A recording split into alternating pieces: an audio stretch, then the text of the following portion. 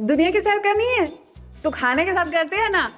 आज चाइना घूमने का मन है तो चाइनीज बना लेंगे, आज इटली घूमने का मन है तो इटालियन बना लेंगे। वैसे कभी सोचा है आपने कैसे ये सारे इंटरनेशनल क्यूजीन्स हमारी रसोई का हिस्सा बन चुके हैं? तो आज कहाँ की सैर की जाए? आज लेबनीज फूड बनाते हैं ना, वो फेमस वाला फलाफल शवर्मा, वही। और जानते हैं ये कंप्लीटली वेजिटेरियन रेसिपी है। तो क्या क्या बनेगा आज? एक तो फलाफल, उसके साथ साथ हुमस, ताहिनी और इसी के साथ साथ 2 बोनस सॉसेस जो आगे चल के आपको बताऊंगी। ये फलाफल रैप आप बच्चों के टिफिन के लिए, शाम की चाय के लिए, किसी पार्टी के लिए, नाश्ते के लिए, यानी कभी भी बना सकते हैं। और बेस्ट बात जानते हैं क्या है? सारी तैयारी आप पहले से ही करके रख सकते हैं और जब आपको सर्व करना हुआ बस केवल असेंबल करने की देर। तो फिर क्या कहते हैं, शुरू करें?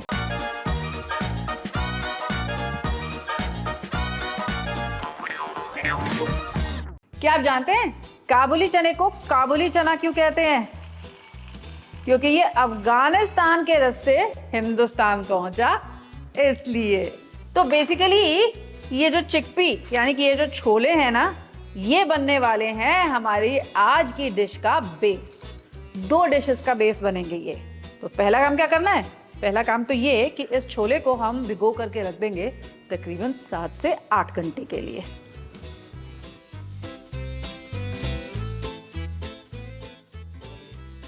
डन। अब क्या करूंगी, इन सोक्ड छोलों में से आधे छोले जो है ना वो तो मैं उबाल लूंगी फॉर माय हुमस, और बाकी आधे छोले जो है उनको कच्चा रखूंगी टू मेक माय फलाफल। तो ये आधे छोले मैंने यहाँ पर उबालने के लिए चढ़ा देने हैं और इसमें मैं कोई नमक नहीं ऐड कर रही, केवल पानी के साथ इसे बॉईल कर लूंगी। तो जब तक हमारे छोले उबलते हैं ना, तब तक ऐसा करते हैं कि अपने रैप के लिए डो बना करके रख लेते हैं। अब डो बनाने के लिए मैं ले रही हूँ यहाँ पर 2 कप मैदा, और इस 2 कप मैदा में मैं ऐड करूंगी बस आधा छोटा चम्मच नमक और इसका एक सॉफ्ट सा डो गूंद दूंगी। अब डो हमको कैसा गूंदना है? डो इसका रखना है हमको नरम, बहुत नरम और बहुत लचीला और स्ट्रेची भी। इसके लिए डो को कम से कम 7 से 8 मिनट के लिए आप अच्छे से गूंद लीजिएगा। और उसके बाद क्या करेंगे, इसमें ऐड करेंगे हम 1 चम्मच तेल, और तेल के साथ हम इसे फिर से गूंद लेंगे जब तक कि हमारा डो जो है सारा ऑयल अब्सॉर्ब नहीं कर लेता। अब इस डो को भी हमको रेस्ट करने के लिए छोड़ देना है, कम से कम तो 20 मिनट के लिए, ताकि ये डो अच्छे से रेस्ट कर ले। While this dough rests, क्या करते हैं, हम अपनी सॉसेस रेडी कर लेते हैं। तो सबसे पहले तो हमें चाहिए ताहिनी। ताहिनी जरूरी है हुमस बनाने के लिए भी, and tahini goes as a dip also, इसलिए। और ताहिनी बनाने के लिए मुझे चाहिए होगा ये सफेद तिल। तो मैं ले रही हूं यहाँ पर 1 कप ऑफ व्हाइट सेसेमे सीड्स, यानी कि सफेद तिल। तिल को बस हल्का सा गोल्डन कर लेंगे ताकि हल्का सा इसका जो नटी फ्लेवर है ना और उभर के आ जाए और हमारी ताहिनी में एक बढ़िया सा फ्लेवर आ जाए।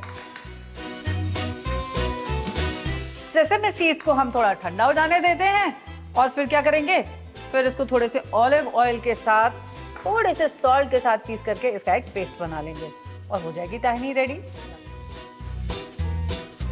तो ये बन गई हमारी ताहिनी paste. Let me show you how smooth this is. Smooth and nice. तो ताहिनी डन। अब आगे क्या करना है? आगे बाकी की 2 सॉसेस बनाते हैं ना, तो अब आपको बताती हूँ बाकी की 2 सॉसेस है कौन सी। एक तो है हमारी हॉट सॉस और दूसरी बनेगी गार्लिक सॉस। तो पहले तैयारी कर लेते हैं हॉट सॉस की। अच्छा, अपने हॉट सॉस के लिए ना मैंने यहाँ पे 10 से 12 कश्मीरी रेड चिलीज को ऑलरेडी सोक करके रख दिया है। ये देखिए ऐसे, अभी अच्छे से सॉफ्ट हो चुकी हैं। तो इनका मैं सॉस बनाने के लिए तो पहले ले लेते हैं ये सारी रेड चिलीज। इसी के साथ साथ चाहिए होगा मुझे थोड़ा गार्लिक और लेमन जूस भी। तो अबाउट 1/4 कप ऑफ गार्लिक मैं इसमें ऐड कर दूंगी। 1 tablespoon lemon juice, 2 tablespoon olive oil. अब ये ऑलिव ऑयल क्या करेगा जानते हैं?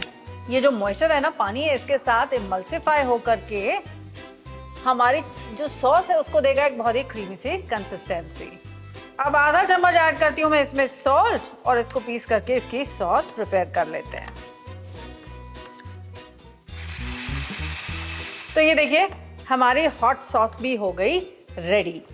इसका बढ़िया सा कलर आया है thanks to the Kashmiri red chillies. Let's check the consistency of the sauce. कितनी क्रीमी हो गई है ये thanks to the oil that we added. ठीक है, अब ये हो गई। अब क्या बनाना है हमको? अब बनानी है अगली सॉस जो है गार्लिक सॉस। अब गार्लिक सॉस बनाने के लिए ना मुझे चाहिए गार्लिक के साथ साथ थोड़ा सा दही भी, और दही के साथ साथ थोड़ा सा मेयोनीज भी। अब सबसे पहले तो अपने ब्लेंडर में मैं ले लूंगी आधा कप दही। इसी के साथ ऐड करूंगी इसमें 1/4 कप ऑफ मेयोनीज भी।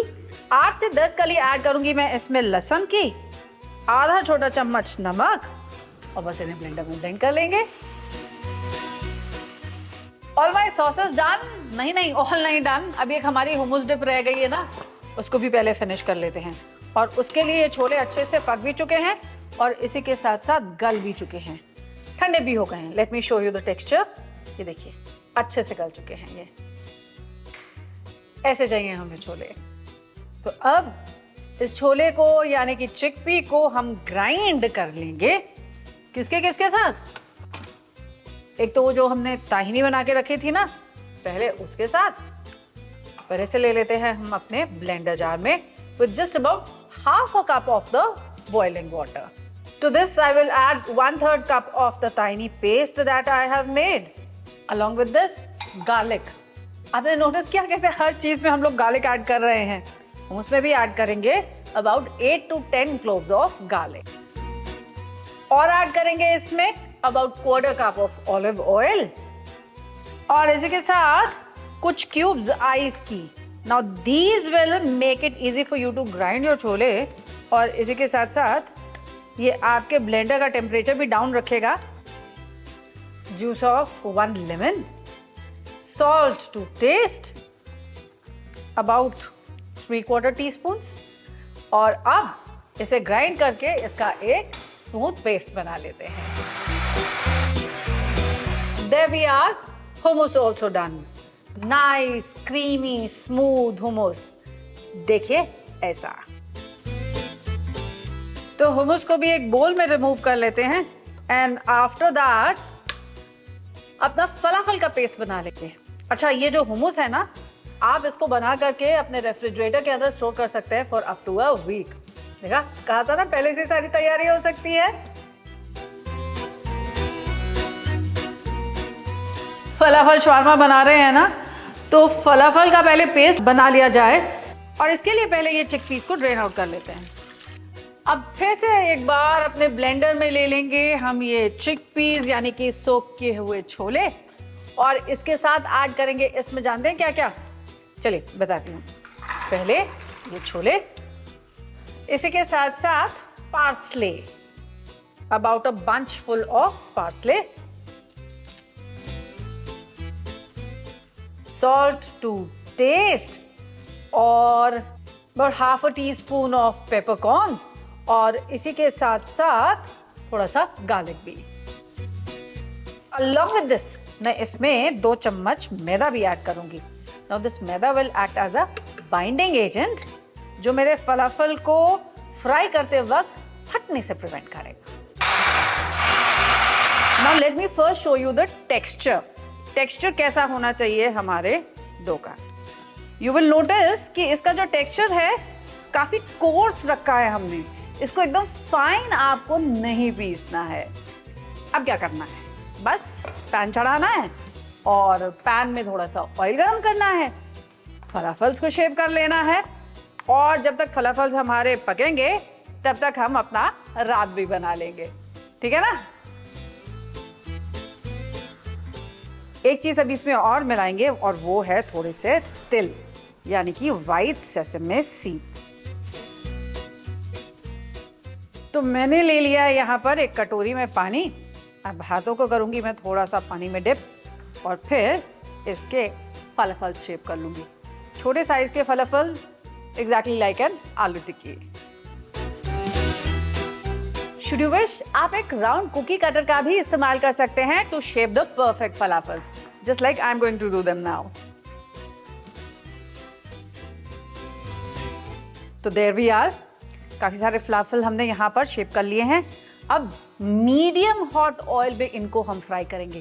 तेज गरम तेल में नहीं डालेंगे, नहीं तो ये बाहर से जल जाएंगे। और अगर बहुत ठंडे तेल में हमने इन्हें ऐड कर दिया तो आप जानते हैं ना क्या होगा, तेल ज्यादा सोक करेंगे और क्रिस्प बिल्कुल नहीं बनेंगे। इसीलिए मीडियम हॉट ऑयल में इन फलाफल्स को गोल्डन फ्राई कर लेते हैं।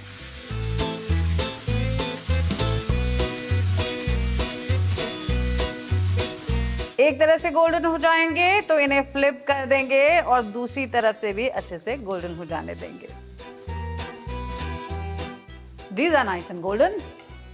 अमूमन 4 से 5 मिनट में ये फलाफल अच्छे से अंदर तक पक जाते हैं। तो इन्हें करते हैं हम रिमूव और दूसरा बैच फ्राई कर लेते हैं।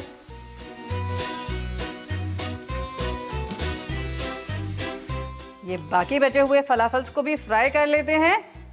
और हाँ, यहाँ पर तवा भी चढ़ा लेते हैं ना। रैप नहीं बनाना है, रैप भी तो बनाएंगे, है ना। डो रेस्ट हो चुका है। अब क्या करना है, इस डो को बस 1 मिनट के लिए और हमको नीड कर लेना है ताकि और थोड़ा सॉफ्ट हो जाए। और फिर बड़ी बड़ी सी इसकी रैप्स रोल आउट कर लेनी है। तो अब बोर्ड हटाते हैं, थोड़ा सा ड्राई फ्लावर निकालते हैं, यानी कि सूखा मैदा, और उसके साथ रोल आउट कर लेते हैं अपने डो को बड़े बड़े से रैप्स में। जैसे मैंने आपको पहले भी बताया था, अपना डो हमें रखना है सॉफ्ट, एकदम सॉफ्ट, ताकि हमारी जो रोटियां हैं या जिसे हम रैप्स कहते हैं वो रैप्स बने एकदम नाइस एंड सॉफ्ट।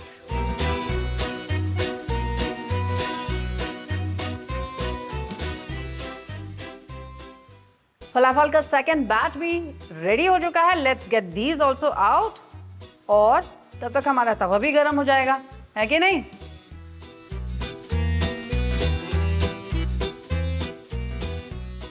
अब आपके जो डो की थिकनेस है, यानी आप जो रैप बना रहे हैं, उसकी थिकनेस होनी चाहिए 2 mm के बराबर। और याद रखिएगा, आप जितना बड़ा इसे बेलेंगे ना, श्रिंक करके ये थोड़ा सा और छोटा होता जाएगा। इसीलिए जितना बड़ा रैप चाहिए उससे थोड़ा सा बड़ा इसे रोल आउट करेंगे।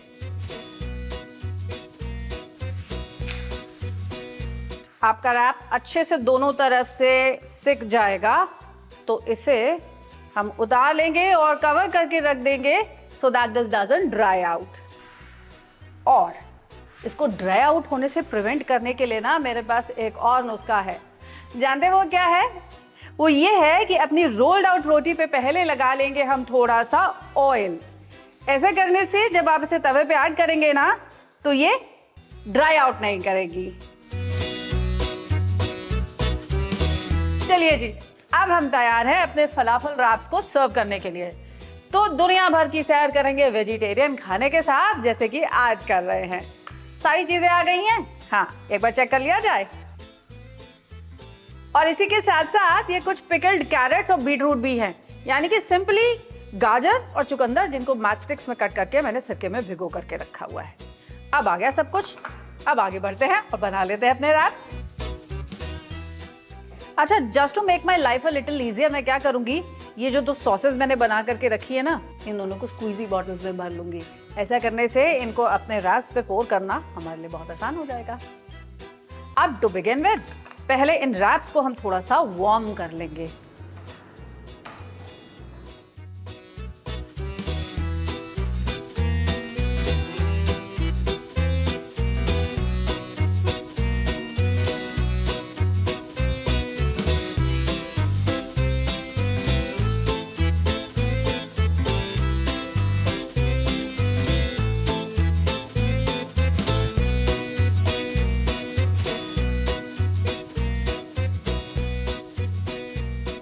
तो जिसने भी आपसे कहा ना कि इंटरनेशनल फूड वेजिटेरियन नहीं हो सकता, बिल्कुल गलत कह रहा है।